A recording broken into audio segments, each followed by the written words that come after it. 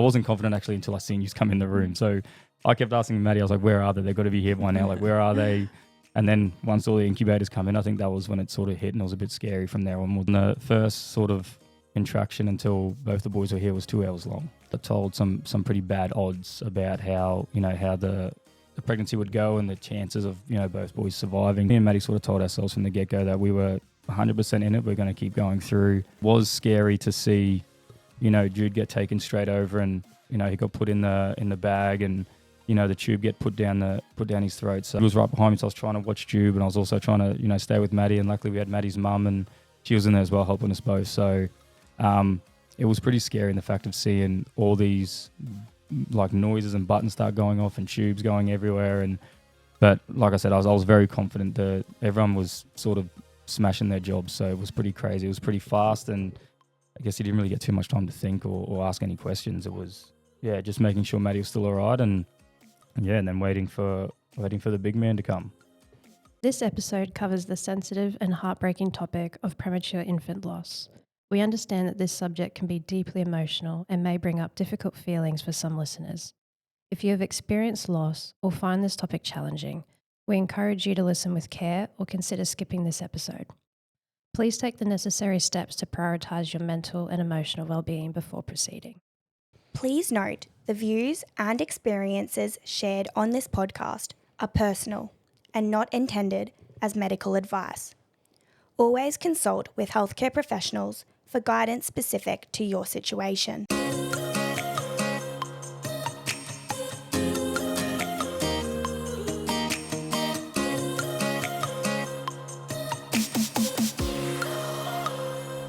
Welcome to the PremiPod, the podcast dedicated to sharing the powerful, inspiring, and often emotional stories of families and healthcare professionals navigating the world of premature birth. Whether you're a parent, a healthcare worker, or just someone looking to understand the journey, we're here to offer support and insight, one episode at a time. So tune in as we dive into real experiences and explore the strength of the neonatal community. We're your hosts, Kirsty, Dimity, and Meg. Welcome back, everyone. We have Maddie, Damien, and George with us now. Say hello. Yes, thank you. Say hello. Too busy with pegs. Oh, you did make a little noise into it. We'll start with some questions. We'll get straight into it. So, Damo, with you guys had to travel when Maddie had the twins in her belly. Like, can you tell me a little bit about that, how you felt about it, things like that?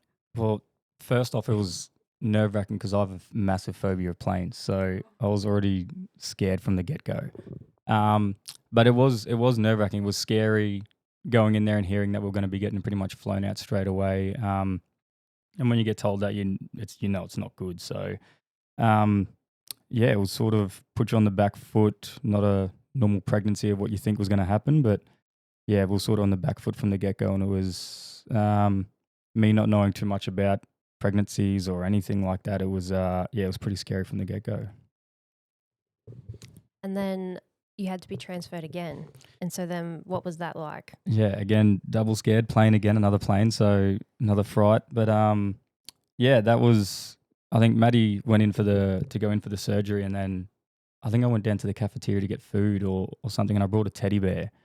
And I came back up. Yeah, a little penguin. Lenny, we've still got him in the cupboard. Lenny. Yes. And then I came back up and she was already coming back in, and then the doctor said, or Maddie said, the machine broke and we're getting flown to Sydney straight away. So that was that was also, again, I thought we're going to go to Brisbane, we're going to get the surgery, and it was going to be all sweet and we'll go back. But then getting told we're then going again to Sydney was was then scary as well. Very scary. Yeah, and then even just seeing how Maddie was in that time as well, super uncomfortable, lots of things going on for her. How was that like for you to see your partner like that in so much pain and discomfort? Yeah, it was honestly horrible.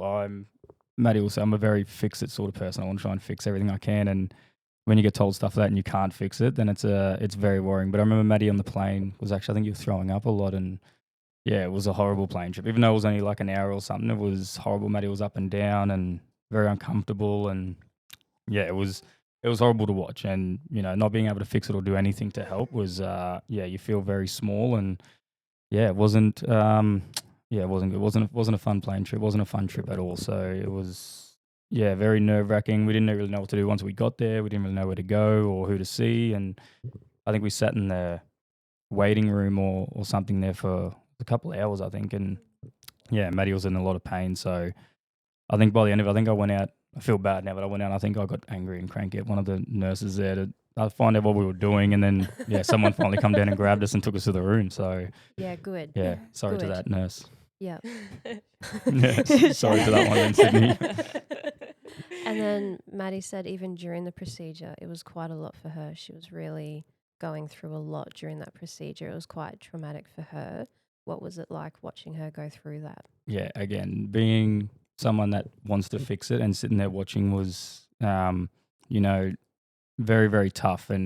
But also, there was a huge sense of being proud watching Maddie go through that and knowing that, she was, going through all that pain and all that suffering to make sure that our boys got through and had the best chance. So, it was heartbreaking watching it, but also, very big sense of being proud and watching Maddie do that. And I think I was watching on the screen too when they were doing it, and I seen one of the boys' foot as well, like one of their little feet. So that was pretty crazy. But you see what your partner goes through to do that sort of stuff, and obviously it doesn't happen all the time. But I think there's a level. I was very proud of Maddie. Women are so strong, hey? Very, Maddie very strong. is so strong. Yeah. Thank you. And then Maddie was saying it took a full day to even find out the results with the ultrasound, whether it was even successful. Yes. What was that like? So I think before the procedure even happened, I think they were telling us it was a 50-50 or something like that, or 75% chance. It was like 50% chance that one would live. And 25 that we would lose one, during the surgery. And then the next day, we thought we were going to get the results straight away, but it wasn't until I don't think the end of the day or something like that they pulled us in, and it was probably the worst, couple of hours just sitting there waiting, not knowing. Maddie was trying to see if she felt kicks or anything like that. And luckily we had Maddie's parents coming down and sitting there with us. So they sort of helped a lot with sitting in that room, being in that sort of environment with us. But it was definitely, the day felt very, very long and very stressful. Can you tell us about, when you finally did go for that ultrasound and when you saw whether both boys were okay? Yeah, so I do remember the walk there. I think I was pushing you in a wheelchair, and I felt like I needed a wheelchair as well to get there. But by the time we got there and we sat down, I think it was good in the fact that the doctor just jumped straight into it. It wasn't mucking around. So, but when he sort of went over one of the boys and seen a heartbeat, and then went over the second one and said, "Okay, we've got 2 heartbeats," I think that was probably the best noise we've probably heard. So it was really good, really good. It was pretty crazy to hear and to know that it was successful. So we're very, very grateful to that doctor in Sydney. Did a great job. It's amazing. So good. And then you kind of feel like you're a little bit out of the woods, and then you get back and then you get admitted into hospital again. Yeah. And so what was that like being there with Matt?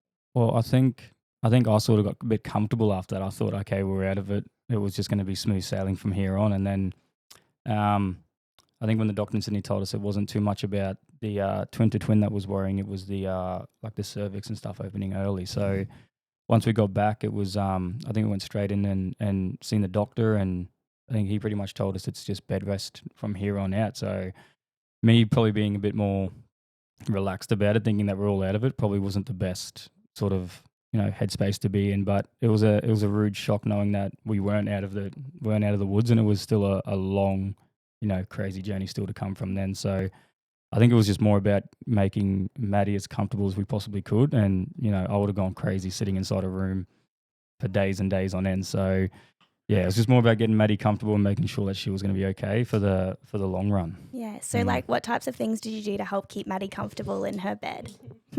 Well, whatever she needed, she got pretty much. And I remember one day we went out and brought a Christmas tree, and it was a crap Christmas tree too. But brought some Christmas tree and then some lights and some decorations to put up in the room, being close to Christmas. And Maddie was very big on wanting a Christmas tree around Christmas to put up. So I think that was probably one of the best days. And it was just a lot of drinks, a lot of coffees, a lot of whatever she needed. Not lots and lots of coffee. Well, not lots of coffee. Coffee was more for me probably actually. So, but just whatever Maddie needed, it was sort of my goal and my job was to, not that it was a job, but I told myself that it's, you'll do whatever you have to do. Watching what Maddie has already been through, you'll do whatever you have to do to make sure she's comfortable. Amazing. And then tell us about that night where Maddie was like, this is it, like I'm in labor. Like, what was that like for you? Did you think it was real? Did you think, oh, is this just like another false start? Or were you like, okay, yep, this is it? It was crazy. What were we watching? We were watching Gossip Girl. Gossip Girl. Yeah. laying in bed watching Gossip Girl, and Maddie said that she felt weird, felt like something was happening, and so straight away I got my phone out and just started timing. Every time she felt weird, or she felt like she was having a contraction, I started timing, and it started getting really close. And I didn't know, because the doctors were also saying that sometimes these things can happen and it's not labor. But then it got to a point where Maddie was like, I think this is it. And we told the nurse, and the nurse come in and did the nurse come in and she come in and had a bit of a look, and then she was just like, yeah, I think you were dilated already. And Yeah. When we timed the contractions, they just felt my belly, and they could feel that they were definitely contractions that were happening. Yeah, so we were. I also remember when we left, I didn't turn the timer off my phone. So by the time we went into the room, and they got everything organised, and then that's when you guys started coming in. Things got a bit serious, but I was still in a mind frame where everything was going to be fine. It was nothing wrong was going to happen. It was still going to be fine. So I don't know if that was a bad headspace to be in, but I just kept telling myself it was all going to be sweet. It's all going to be fine. The doctors are here. They know what they're doing. We got told about, before we went in there, we got told about, how good you NICU nurses are. So I was very confident from the get-go. And then, seeing you guys, I wasn't confident actually until I seen you come in the room. So I kept asking Maddie, I was like, where are they? They've got to be here by now. Like, where are they? And then once all the incubators come in, I think that was when it sort of hit, and it was a bit scary from there onwards. So, it was very quick. And, by the time the boys were born, I went back on my phone and it only said it had been 2 hours. So Wow. from the first sort of contraction until both the boys were here was 2 hours long. So it was very, very What quick. do you remember the NICU doctors saying to you when before the birth and after the birth, like during the birth, I guess? Like, did you see them working on Jude? Like, what could you see? Yeah, so before we even sort of started, we got told some pretty bad odds about how the pregnancy would go and the chances of both boys surviving. So that was very scary. But me and Maddie sort of told ourselves from the get-go that we were 100% in it. We're going to keep going through. And watching the boys be born, I mean, I missed Jude being born, unfortunately, because I was throwing up in the bin. You were So sick. I was throwing up. So, and I was so angry about it because I went so many surgeries and I was fine, and I seen a lot of stuff and I was still all good, but I seen Maddie be sick, and that's what triggered me. So I was head down in a bin when Jude was being born, unfortunately. But it was scary to see Jude get taken straight over, and he got put in the bag, and the tube get put down his throat. So it was scary, and we didn't really get told too much because obviously George was still there. So it was Jude was right behind me, so I was trying to watch Jude, and I was also trying to stay with Maddie, and luckily we had Maddie's mum, and she was in there as well helping us both. So it was pretty scary in the fact of seeing all these like noises and buttons start going off and tubes going everywhere. But like I said, I was very confident that everyone was sort of smashing their jobs. So it was pretty crazy. It was pretty fast, and I guess you didn't really get too much time to think or ask any questions. It was just making sure Maddie was still all right, and then waiting for the big man to come. And I just remember once we got that tube in Jude, he was good. He really stabilized well. We really didn't have to do much else for him there. And I just remember they were still doing stuff for George, but we were trying to get Jude closer to you guys. And it wasn't 100% possible, but we were really trying to get him closer to you, Maddie, so that you could at least see him and see that he was okay. There was a moment, and I briefly remember it, when I was able to finally see them, and I have some photos, and it was amazing that we got that opportunity just to have a quick glance. So thank you. Before they went to NICU. Yeah, no, there was definitely a moment I'll always remember, and because George was on the other side, and one of the doctors over the other side with George was like, oh look, he's trying to wave, he's trying to do it himself, and I looked over and you could see his little hand up moving. So that was that was really good for them, in a crazy time to still be like, hey, look, he's fine. He's waving, he's moving, he's trying to do it himself. So that was really, really good as well, really reassuring during the whole process. And then them going to NICU, how did you make the decision of, okay, I'm going to go with the boys, or you're going to stay with Maddie? Because Maddie was going through a lot as well. How was that decision for you? Yeah, look, it was tough. I was always going to stay. I was always going to stay with Maddie, and then I'm pretty sure it was Maddie's mum was like, hey, like I've got Maddie, you go with the boys, and Maddie's sister was also in there taking photos, and she's like I was sort of like a statue, and she's like, look, I'll come with you. We'll go with the boys, and Maddie's mum, luckily she was there. She stayed with Maddie, so she sort of helped me get me out the door, and so was like, you go be with the boys, I'll stay here with Maddie. So me and Maddie's sister walked down the corridor. I remember walking with them and walking into NICU for the first time, and hearing all the all the noises already, walking straight in, going into the room, and getting to see them, and it was something you don't ever picture you're ever going to see, and how small they were was just, it was honestly ridiculous. You don't believe that someone can survive being that small and being born that early. So it was crazy. It was something you'll never forget, and the pictures are stuck in your brain. You'll never remove them. So yeah, it was pretty full on. And by the time I got back, I think you were already getting prepped for surgery. So another thing I didn't know until I got back is that they told us that Maddie was going into surgery. She needed to go in and get some work done. So that was just another stress now added onto everything else that's already happened. So it was a pretty chaotic couple of hours, to be honest. And then where were you guys spending your time while Maddie was in surgery and we were putting lines sterilely in the boys? Like, where were you guys? So myself, Maddie's mum and Maddie's sister were sitting in the corridor just outside the NICU doors. And we sat there, I think, until Maddie came out at 4 o'clock in the morning. I think we sat there. So, I think Maddie's mum and sister were sitting there. I was pacing the corridors and walking up and down. But yeah, we decided to stay there until Maddie came out at 4 o'clock, or until a doctor walked past or a nurse walked past and said, "Oh, she'll be coming out now." But one of the other things that really helped us was the doctor that birthed George had come out of the side door. She was getting flown to go do another retrieval. So she came out and walked past us and was like, "The boys are doing fantastically," and that was honestly like the best words you could hear in that circumstance, because half your body's stressing about the boys and the other half's wondering if Maddie's all right, and it was pretty chaotic. But hearing that was of one sentence of saying the boys are doing fantastically was huge. It's sort of, you could bring it down a little bit and focus a bit more about seeing how Maddie's doing. So just some tiny little things, the same doctor showing us George waving, coming out saying these a couple of words was huge, like massive for us. So that was really big. That's amazing. That's really good. And then those first few weeks in NICU.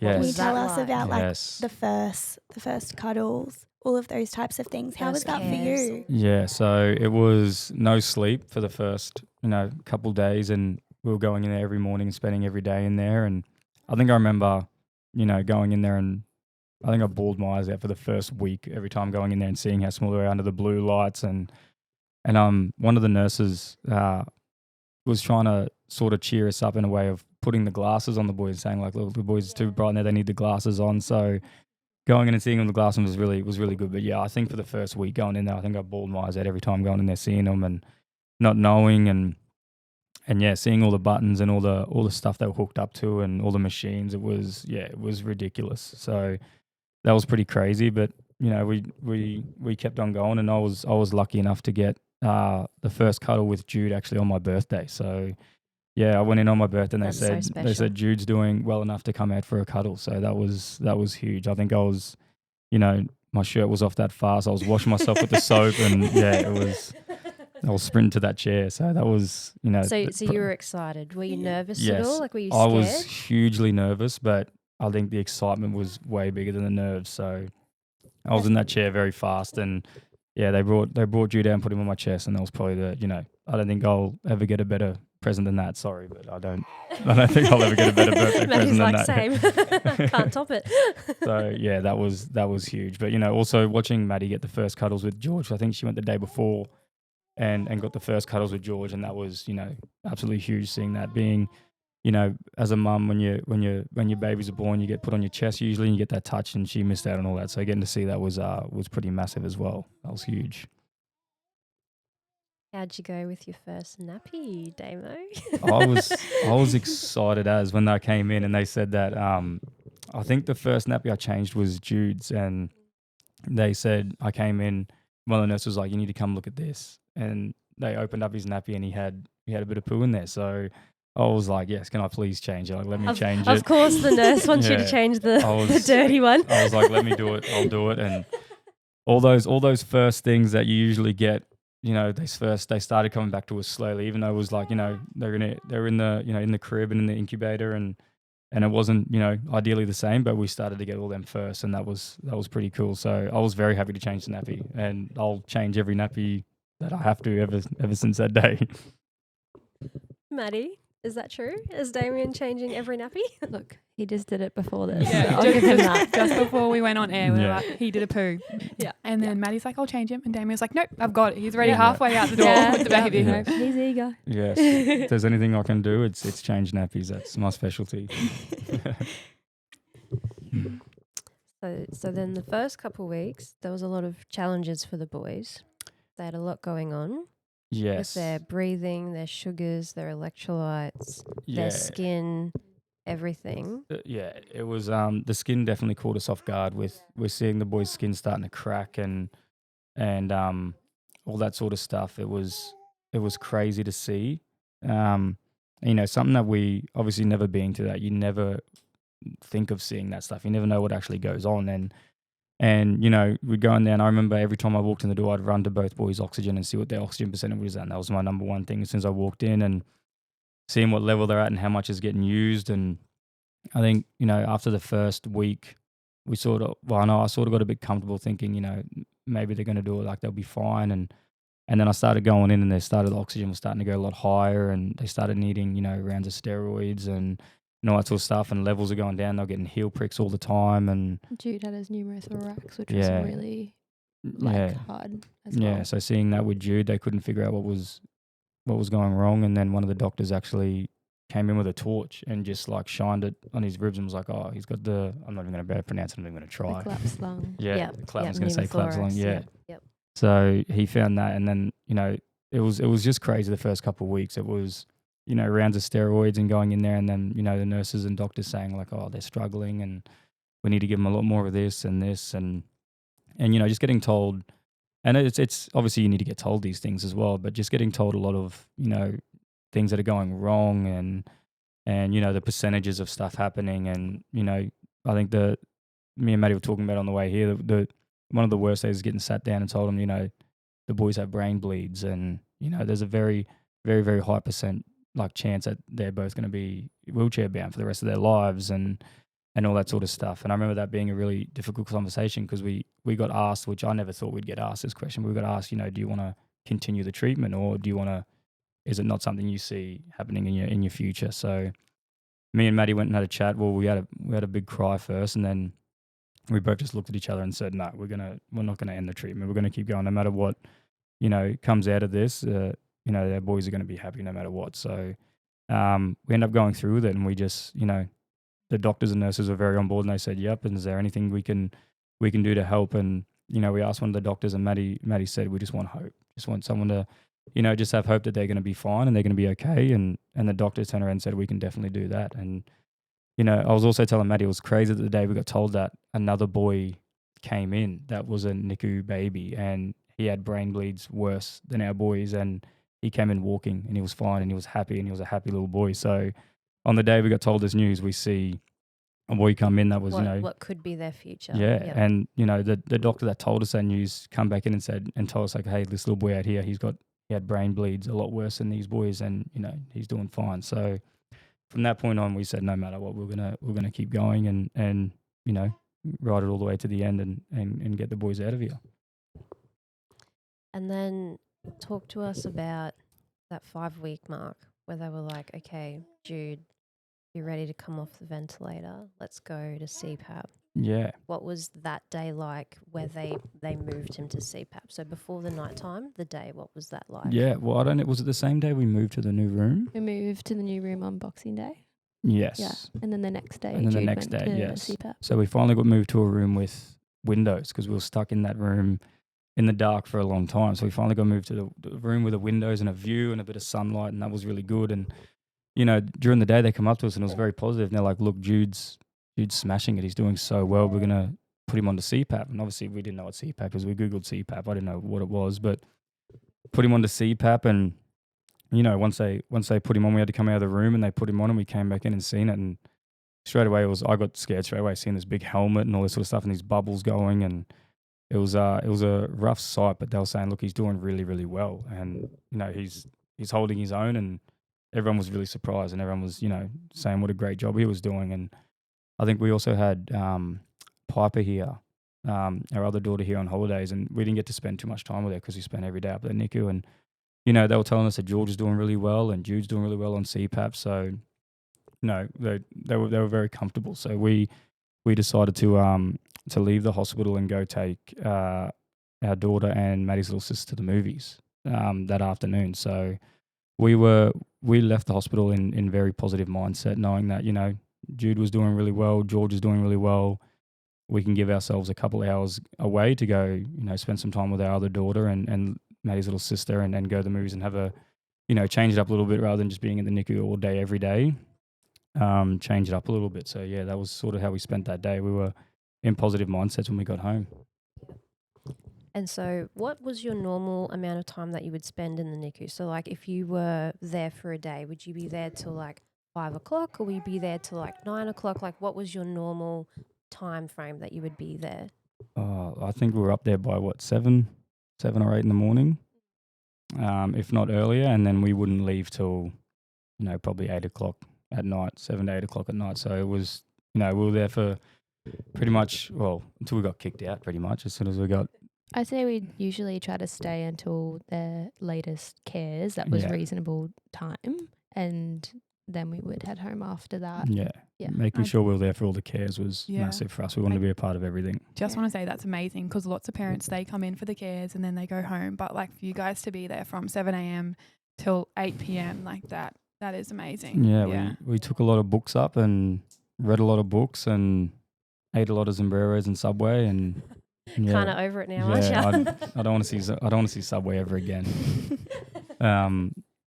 Hopefully Subway's not watching this and I get angry. But yeah, Won't get sponsored from them. Yeah, we just told ourselves that we were, you know, if our boys are in there fighting, we're not gonna go home or anything like that. We're gonna stay there with them, and we want to do every sort of bit of care we could. And if there was ever a chance to change the nappies, we were gonna do it, or feed them, or anything like that. So.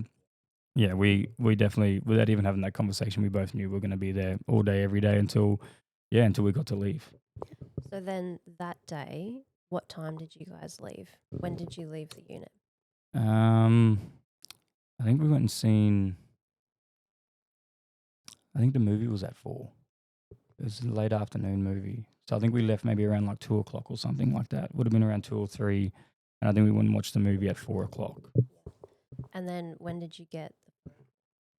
Well, we got home and the girls went to sleep, and I think Maddie, we put a movie on, and Maddie just started expressing, I think, and we were sitting there, and I don't know, we were sitting there for a bit. I don't know what time roughly the call was, but the phone rang, and usually we didn't get many phone calls from NICU, but the phone rang, and I seen the look on Maddie's face drop so, and I knew something was bad, and you know, the phone call was 10 to 20 seconds long, and Maddie got off the phone and she was bawling and said we need to go. So we ran down the stairs, and I remember Maddie's mum and dad being at the bottom of the stairs, and they were asking what's wrong, and I had no idea what was going on. I was just following Maddie, and Maddie was just like, we've got to go. Something's wrong with Jude. We've got to go. It's Jude.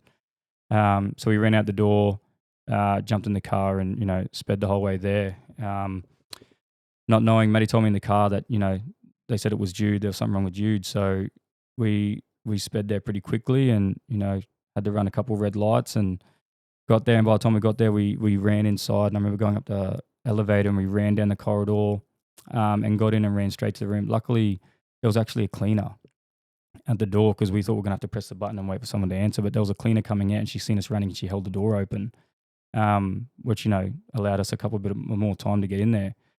And I remember running in the room, and when we ran in, we seen the doctors and nurses all working on Jude, and we didn't know what to do. We just stood there and we were just watching, and then one of the doctors took us out of the room and said, we're not too sure what's going on right now, but it's sort of like his heart stopping, and they can see that his lungs have filled up with fluid, and they took us into a separate room and just said, we're going to do everything we can. But I remember the conversation clearly saying, we're going to do everything we can, but I don't think he's going to make it. So we sort of got stuck in this room, and she left, and then me and Maddie were just sitting there not knowing what was going on, until the doctor came back in and grabbed us and said, look, do you want to come back in the room? And pretty much gave us a down low that, Jude wasn't going to make it. So we walked back in the room, and they passed Jude over to Maddie before they took the tube out. So that was, it all happened very, very fast. And even though, from the phone call to the moment that, they put Jude in Maddie's arms and pulled his oxygen out, it was very quick. It was, not too much time to even think or even realize what was going on. It was just so fast, and it was not too much time to do anything until Jude was, we seen Jude laying in Maddie's arms. And so that night after that, how did that look for you guys? You went to the butterfly room, you had your boy with you. Yeah. What So was that like for you? we called Maddie's mum, and Maddie's mum come up, and I called my mum, and they both came up. I actually couldn't get a hold of my mum. She wasn't answering the phone, so I called my sister, and my sister must have got a hold of my mum, and she called, and then she come straight up as well. And we sort of sat in the room, we sat in the room in there for a long time with our family members, and then, we sort of got told that we could go to the butterfly room and we could take, Jude with us, and, our family members ended up going home, and we went in there, and we got to spend a couple nights with Jude in there, and we got to take him out to see a couple sunsets and sunrises and stuff like that. And yourself, Kirsty, was a massive help with allowing that to happen. I don't think too many other doctors would allow that to happen with any other babies, so that was huge for us to be able to do that. But the 3, I think it was 3 days. The 3 days in the butterfly room was massive for us to be able to do that, and it was also tough to not be able to grieve 100% because we still had George in the room as well. So it was, spending the night with Jude, and then I would wake up and go into George and make sure George was still okay because George was still intubated, and then coming back and just, juggling, trying to grieve and also still being stressed and worried about George in the other room. So it was honestly the craziest thing, and, the worst couple of days, we've ever experienced. Did you? I was also going to say, we've also talked about how it was also such a special time that we got to have in those 3 days with him, because we had a lot of first moments as well. Yeah, definitely. I think getting which you also organised, getting to take Jude out for a sunrise and a sunset was massive. We thought that we were never going to be able to take Jude out of the hospital, so getting a chance to do that and getting him out of the hospital, and knowing that he wasn't just, his whole life wasn't just in a hospital was huge. So they were also massive moments. And one of the craziest things that come out of it was, Maddie's milk wasn't coming through just yet. So it was obviously the boys being born very early, the milk wasn't coming through just yet. And I remember waking up one morning and she had Jude in her arms, and she rolled over and the shirt was soaked. Oh, so wow. Sort of brought the milk in. So still got that shirt at home hanging up actually. So we've kept it. Yeah. That's amazing. Yeah. So that was, that's so that was a sort of a special. little gift as well. Little gift from Jude. That's so Yeah, special. definitely. Yeah, I hope you bring your milk in. Yeah. Oh, So, my little brother. Yeah, George got Always helping out. George got fed very well after that, as you can see. As you can tell see. with his junkie. Almost 10 kilos now. He's a big bopper.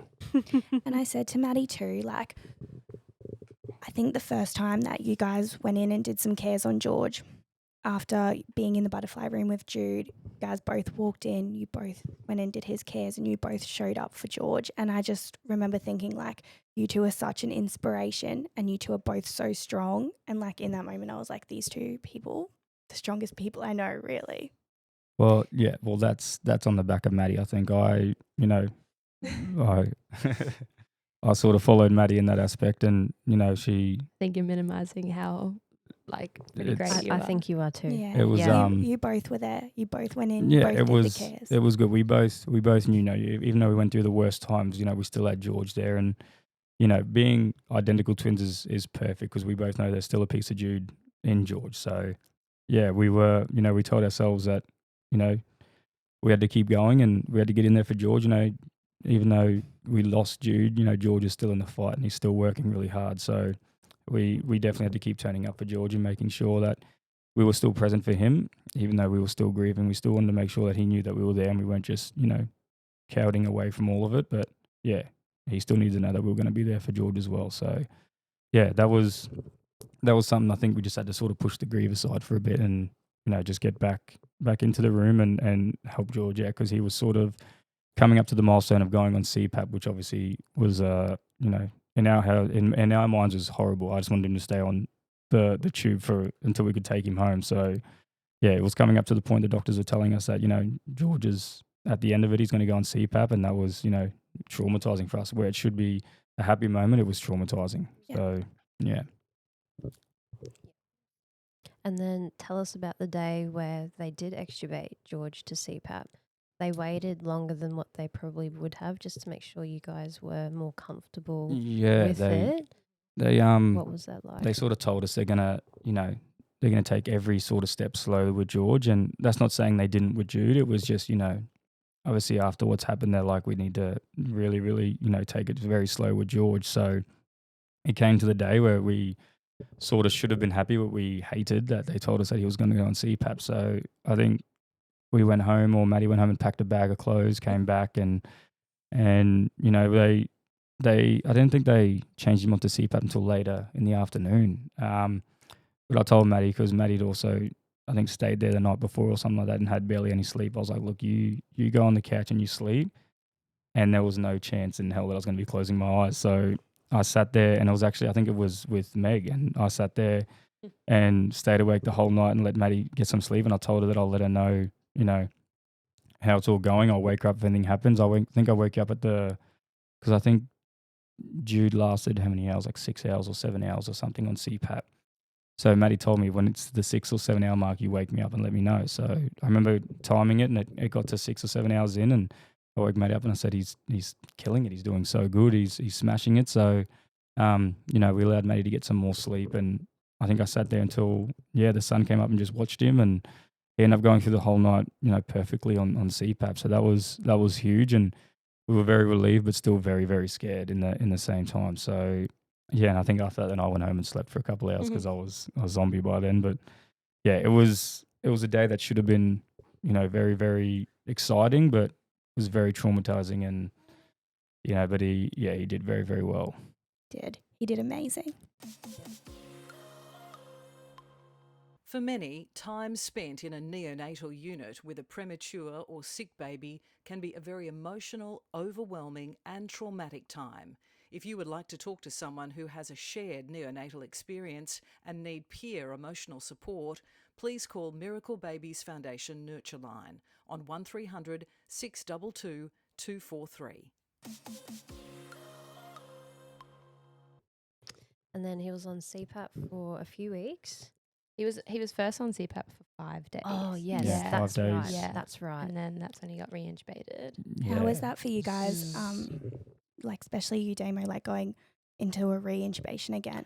Yeah, well, he lasted 5 days, and I remember us watching because we had the cameras up there, Angel Eye, and we had the camera, and we watched them as soon as we got them. We watched both the boys on them constantly, but when we were watching George one night, the camera kept turning off and turning back on and turning back off, and we were a bit sus, thinking that maybe something was going wrong, and then we're like, maybe we're just over, we're worrying too much. Nothing, he's all fine. It's just cares, but just wouldn't turn back on. And then we rang we rang NICU, and the nurse answered and said, "Hey, look, he's not doing too well on CPAP." And straight away we panicked, got in the car, same again, drove all the way there as fast as we could. And we walked in, and and the best thing was there was a lot of doctors on that night and nurses on that night that we grew really strong relationships with, and it was good to walk in the room. But it was also the exact same people that were in the room when we went in there for Jude. So when we walked in, luckily we had the nurses saying, "Look, he's fine. He's just struggling a little bit. We're just gonna have to put him back on the tube again, reintubate him again." So there was a lot of panic, and we got taken out of the room again. We were allowed in there for a little bit, and getting to see him, and he was happy and he was smiling, and then we got taken out of the room, and we sat out there for a while, and then the doctor and yourself, Meg, come out to get us and said, we were just waiting for the worst news, to be honest, to come out and say, we didn't get it down or anything like that. But yeah, you guys come out and told us that he did very well, and the tube went down. And he's fine, and we pretty much ran straight back in, and yeah, he was back asleep as if nothing ever happened. So Is that your first night with George? No, because I had him for the first night when he went on to CPAP. on the Oh, that's CPAP right. night, Yes. yeah, That's right. I think that was the first time we met Meg, on the CPAP night. Yes. The Yeah, first that's night how on you the stayed CPAP. awake. Yeah, Probably from all my yapping. Meg didn't, Talk, talk, talk. Meg didn't stop talking, so I couldn't go to sleep. Taylor Swift. No, it was really good because it kept me, very calm and being able to, just focus on George, and Meg was really good with updates and let me know that, he's doing really well, and let me know all the stats and everything. So that was really calming for me to be able to see that he was doing really well. So, if we had anyone else in there that, wasn't as chatty, then it probably wouldn't have been as smoothly for me. I would have been freaking out the whole time. So your chattiness is good, Yeah. Meg. I was probably Good asking value. I was probably asking 1,000 questions as well. She's probably getting annoyed with me asking so many No, questions as well. never. I love a chat. Ask as many questions. I know. And so then after that, he was on CPAP for a while. So he got extubated, back onto CPAP for a while. Then he went to high flow. And then he went to subnasal oxygen. Yeah. So How were those step downs? I had to go back to work. So all this time this happened, I was on work holidays. So I, had to go back to work, and I was dreading having to go back to work. And, came the day that I had to go back there. And I think I was calling Maddie and messaging Maddie every hour, 20 minutes or something, trying to find out what was going on. And, Maddie was sending me photos and all that stuff of George. And, I remember one day she sent me a photo, or she rang me and then sent me a photo while I was on the FaceTime, and she's like, "I'll open it up," and I opened it up, and it was George off CPAP onto high flow. So, and that was, that was massive. That was huge, and I didn't know what it meant. And Maddie was saying this is a really good thing. Like, he's on to the next stage. His lungs are getting stronger. He's doing a lot better with oxygen. So, That's such a cute way to tell as well. Just the surprise. yeah, that Just was like huge. the best moments. That's what I mean. And- Like you just what seem little are just so big. Yeah, it was huge, and and the weigh days, like we made a big thing out of weigh days on who could pick closest to the weight, and It was a competition in my family. Yeah, I even went back to work and had all the other staff members and colleagues at work all guessing weights. I'd go hand out little tiny pieces of paper and they'd guess the weight. Yeah. Yeah, and whoever was closest, I'd go buy like a cookie or a coffee for or That's something like so that. So That cool. is so good. everyone at work got really involved Invested. with that. So it I was really love cool. They were that. always The coming up and the 1 kilo mark was pretty fun, and bringing in cake as yeah, well. bringing in a cake was good. Yes. So We it was love the kilo cake. it was Yum. yeah. Makes us put on a kilo. Yeah, literally. It was so yummy too. Yeah. You're welcome. It was really good in that aspect. So it was good having a lot of good fellas at work that were really on board and they knew the story as well. So that was huge. And then I think the best one I ever gotten was Maddie FaceTiming me again and sending me a photo, and I opened it, and I think it was George on low flow and he was breastfeeding. So that was huge. We never thought that was going to happen. So receiving that was that was probably one of the best FaceTimes I've ever gotten, was seeing that and seeing George latching on and feeding, which they told us probably wouldn't happen and he wouldn't be able to do it, and he overcome that, and Maddie sent me a photo of him latching and breastfeeding, and he was on low flow, so onto the next stage again of oxygen, which was crazy. And then how was the day where he got sent to special care for you? What did that feel like for you? It was bittersweet, to be honest. We were very excited knowing that we're onto the final stage before we could go home. But we also, created a lot of friendships, and the NICU nurses and everyone was like our family. It's all we were around and who we seen for the last, months on end. So it was sort of bittersweet, even though, the nurses in special care all did a great job as well. But, we become very attached to all the nurses in NICU and all the great work that they did. So it was bittersweet. We're happy to get George onto the next stage, but I don't think we really wanted to leave. We wanted to stay there and stay around all the nurses and all the doctors. And it was a tough day, but also a very exciting day. And then going home. Yes. Tell us about How did that finding feel? out that it was Yeah. time to go Big, home. like, that was when he got nervous. It was very exciting. We got told a little bit like a week before, like you possibly could be going home and stuff like that. And, we'd have to stay in the room there, in the butterfly room again before going home. Oh no, not the butterfly room, the Boarding room. the boarding rooms there. Before going home to make sure he was okay to go home. And it come to the day, and then I think they pushed it back another day, and we were back in again, and we were asking, and we're like, oh, do we stay tonight? We didn't know whether to pack bags. And they're like, oh, we're not too sure. And then I think we got told in the afternoon, they're like, oh, look, we're gonna keep George overnight. You can come sleep in the room, and if he goes all right, then you can take him home. So that was massive. We sprinted home, packed our bags, came back again, got him in the room, and I think we were so excited we forgot everything else. And once we got in that room, it started panic mode because there was no buttons, there was nothing saying what was no going monitors, on. no nothing. Yeah, there was we didn't know what was going on, and I was like freaking out. I was like, we can't see if his oxygen's good, we don't know what's going on. So I think we got such into that routine of looking at the monitors and knowing if that's how he's doing, we sort of forgot to look at him to just make sure if he looks all right. So we were living off monitors for a long time. So once we got into that room, it was panic and stressful, but also, awesome to be able to, I remember getting him out, and I think I put like a football game on the laptop, and I was laying in bed and holding him, and I was like, this is ridiculous. So something I've waited months and months for that, it was Something crazy. so normal. Yeah, just Yeah. to be able to not, he's not in a bed, he's not in an incubator. I can get him out, I can hug him, I can lay in the bed, and it was awesome. And then, waking up the next day and they said everything's fine, it looks good, you can go home it was also another bittersweet day.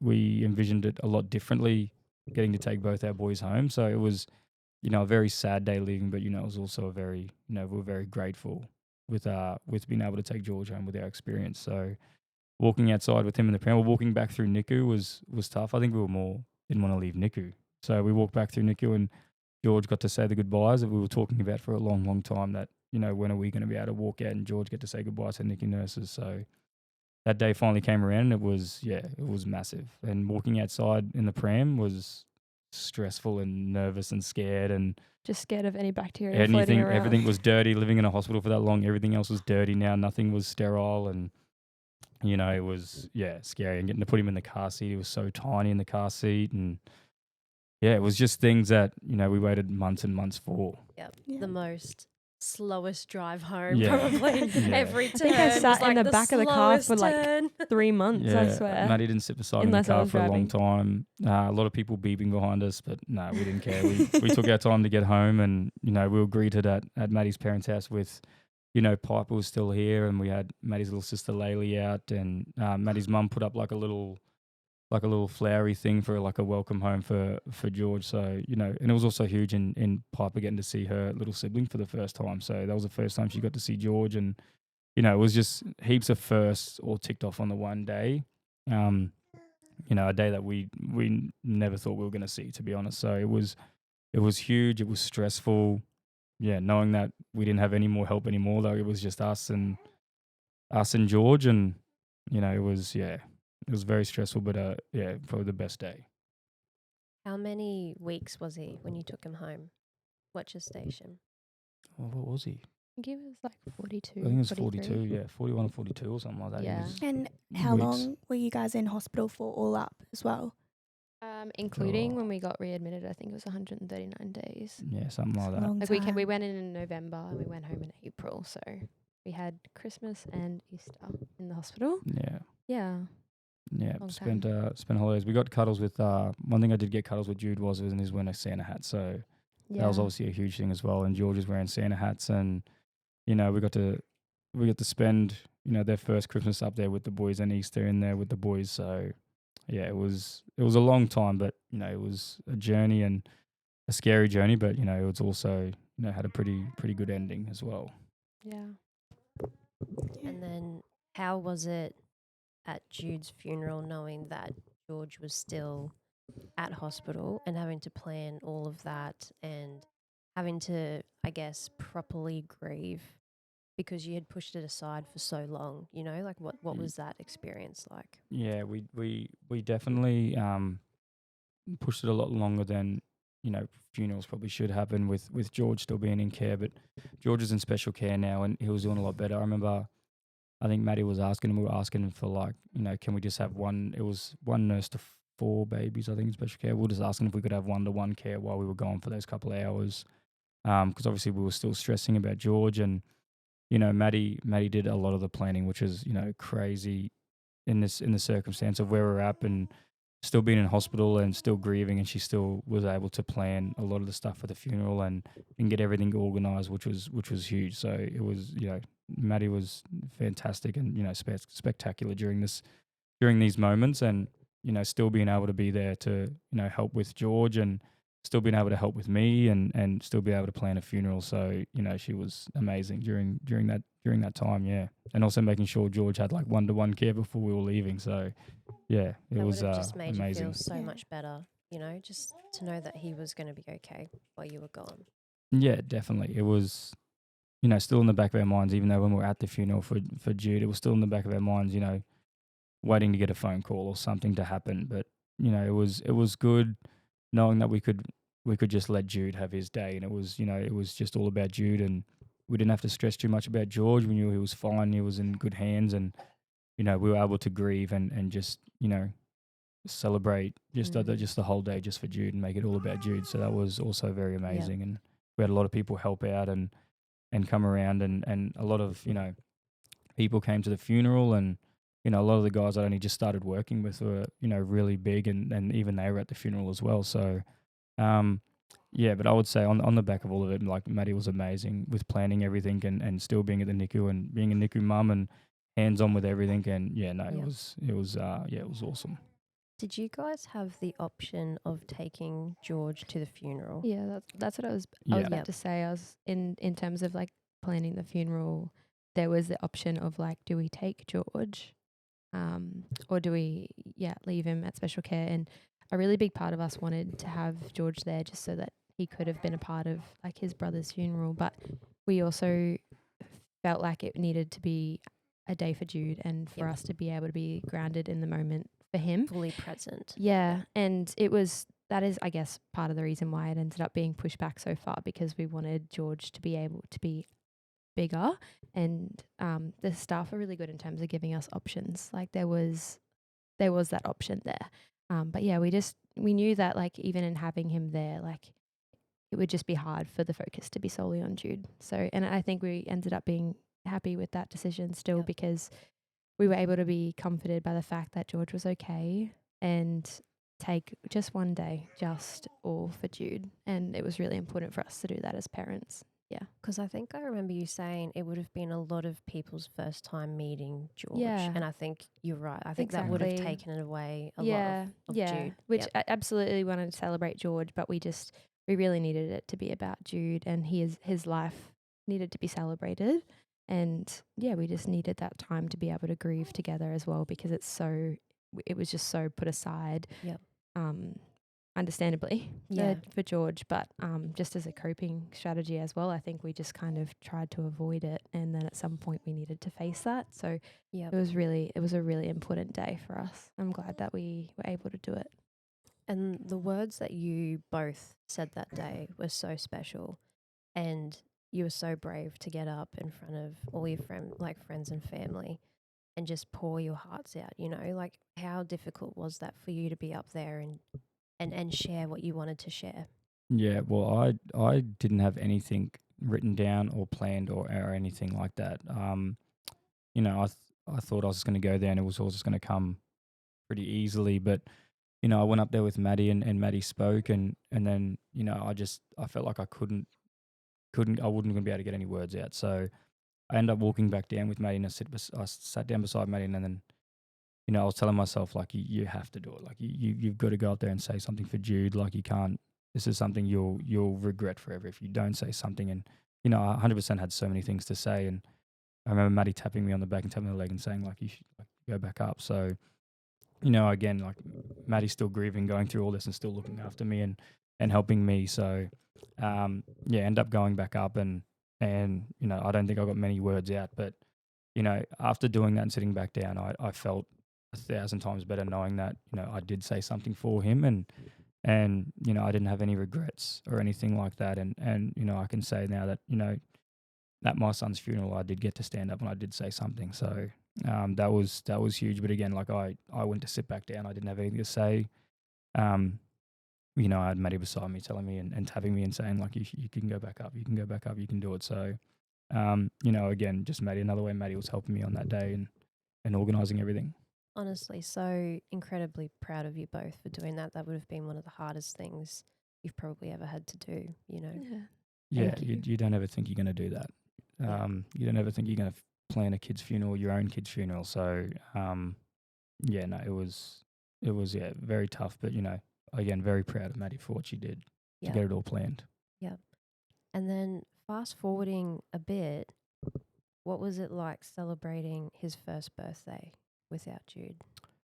It was, again, Maddie doing a lot of planning, getting everything organised and sorted. And we actually had something planned for the birthday, and it got canned a day before. The venue said they couldn't have it. So Maddie and her mum and Maddie's sister just got into like organising mode and made sure that the party was still going to be, you know, fantastic for the boys. And it was, the decorations and everything that was done was amazing, and it looked so beautiful. good. Yeah, Beautiful. stunning. It was really And, special. Yeah, it was a good day. It was, you know, a day where it was also going to be a sad day, but, you know, it wasn't sad in the fact that Jude wasn't there. It was more celebrated and more beautiful that it was about George and Jude on their first birthday. So, yeah, it was just good being around. You know, everyone that was there was involved in the boys in some way or some stage. Even if it was just you know, someone to vent for me and Maddie, or if they were, you know, like you guys and very hands on with the boys. So it was good being around everyone that has been involved in our journey, and you know, it made it all worthwhile in the end. Seeing George try and get into a cake was the best thing. was so he was cute. So, Yeah. he was so unsure. He's like, "What is this?" And you're just like grabbing it. And Yeah, so it was that And- made everything you know, worthwhile in the end. Seeing that. Yeah, and then at the end, he's just stuffing it in Yeah, his he was covered in it face at the end. and- So, and as you can tell, he's been eating heaps of cake since. Maddie was telling us a little bit about like George's after NICU care, so like, you know, the follow-up appointments and all that kind of stuff. She told us that he scored above the threshold for His assessment. his assessment. Yes, the latest one. Yeah. Yeah, So tell us a little so bit about finding out about that. Every time we went there, he was sort of making small percentages he was getting up. And after the last one, I was actually at work. I couldn't make it.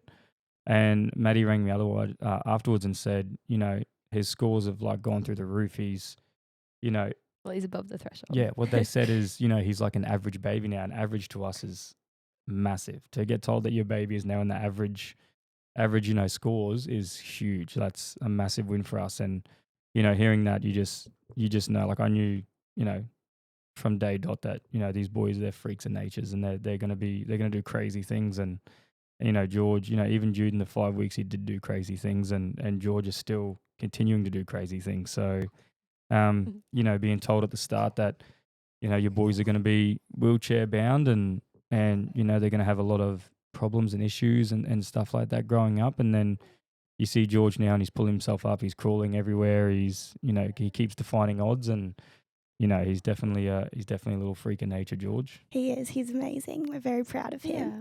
And he'll keep having his assessments done. And like, even if anything does come up, like it's still going to be the you'll same. work through it. You know, like, Exactly. So he'll keep having his assessments, and we'll just see how he goes. Yeah, Yeah. definitely. And the only thing that we notice is if he's happy or sad, and Yeah. that's the only thing we notice. We don't really care about any of the other, scores or anything that we get or get told. As long as he's happy, which he is, he's a happy baby, then that's all that matters to us. And I think just Yeah. being like, we've been very intentional with his therapy. So Yes.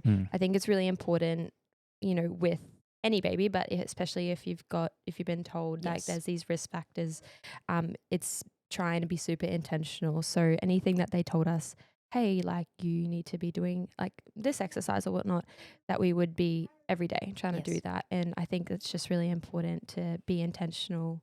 I know it's really hard, and like it has been really hard for us to be intentional at times, but it really helps them. So Yeah. I think that's just been really important, is the reading, the therapy, like doing Yeah. as much as you can and focusing on what Yeah. you can control. 100%. And that's I'm at work a lot, so that's a lot of Maddie doing a lot of these things as well throughout the day. So It's too good to you. another It's well, so actually, lovely. Making me she- sound really good. she needs the praise. So it's you. she does do a lot of the stuff while I'm at work. So yeah, it is crazy It's to a see. I team come effort. home and I'll come home and there'll be a new skill that he's learned. So it's crazy. And now he doesn't stay still. He's Look having at fun him over there. He's entertaining him. He's having the best day. Hey, yeah, we're talking about you. Oh, Hi, babe. Oh. Hey, do you know we're talking He's about you? It's like, there's my toy. And then I've got one last question for you, but where did the names Jude and George come from? George came from, so my dad's name was Gary George, and so we weren't too keen on the name Gary. So Why not? Yeah, Why we went not? with George. There's some great Garys around. Yeah, so we went with George, and we could just tell. We sort of had names picked out before the boys were born. We didn't know they were boys, but we had boys and girls names picked, and it was a weird thing that as soon as we seen the boys, we just knew which names were for them. And as soon as we seen George, I said, "That's this is George." And we said Jude seems like such an older, stronger, sort of Yep. name, so he was going to be the older brother. So Jude actually came from Maddie's grandma, Yeah, my grandma's name is Judy. Judy. And Oh, like, beautiful. obviously sometimes short Jude. Yep. And we were very close with grandma as well. So it was sort of Yep. in honor of her. And and he's Jude Harrison. So his middle name is from my little brother, who I've also been always very close to as well. Yep. And I love that Jude Harrison I love that he carries those names, because they're very special people in my life. And obviously Damo's dad was a very special person as well. So it's beautiful that he carries that name. Yep. Yeah, and then Theodore. Yeah. You want to give it on tell him. Theodore? I forgot what it was. It's like the gift of God. Yeah, It's Theodore means beautiful. gift of God. Yeah, so he's just like our little miracle, and obviously they both are, but it just Yeah. fit him so perfectly. and because George he was- Theodore. and it's because he was little, and I think you guys had him in a lot of teddy bear stuff in the Yes. NICU. So Yeah. We did. we got the nickname Teddy for George. So his middle name's Theodore, so we can also give him the nickname Teddy when he's older. I love that. He was always covered in teddy bears, and he still plays with teddy bears at home now. He's obsessed with them. He's obsessed with his Jude teddy. He kisses it Yeah. all the That's time. beautiful. Yeah. And sometimes trucks, which was Jude's thing. He was always in truck Yeah, blankets. trucks and construction. But yeah. He carries his brother with him every day. Yeah, Definitely. Absolutely. And that's going to be really so important for us as he grows, Yes. is that he will know his big brother Yeah. and he will know how special they both are, and that he continue on, Jude's legacy. Yes. And just how incredible they are. He will know his big brother. Yeah, definitely. They'll be And connected always. being identical twins is huge, because seeing George grow up, we're going to get a glimpse of what Jude would look like growing up as well. So I think being identical twins was huge. It was a blessing. Yeah. Yes, definitely. It's so beautiful. Definitely. Well, thank you both, for all three of you, for coming on. We really, really appreciate it, and No, sharing thank you for having your us. Yes, sharing thank your you. journey and Yeah. your heart with us, with some really heavy, hard topics to talk about, and we really, really Yeah. appreciate it. Yeah, no. Absolutely. Thank you for giving us yeah. a space to do it. Thank you for having And us. thank you Hopefully for this what you do. helps Yeah. the next people in line. And everyone needs to know how good of a job you guys do. So Yeah. yeah, this is a perfect platform for that. Thank you guys so much. so Awesome, much. thank you. Georgie, say bye. Say bye, Georgie. Say bye-bye. He's like, Not a what? chance. Not a chance.